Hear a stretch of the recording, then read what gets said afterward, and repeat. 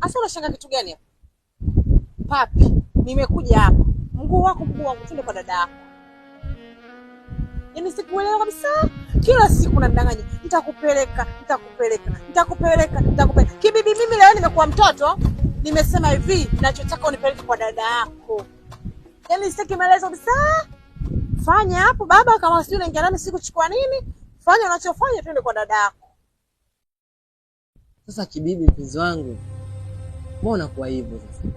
Kila siku unakuja na neno hilo hilo. Mimi nishakuahidi mwenyewe nitakupeleka. Mbona kwa hivyo?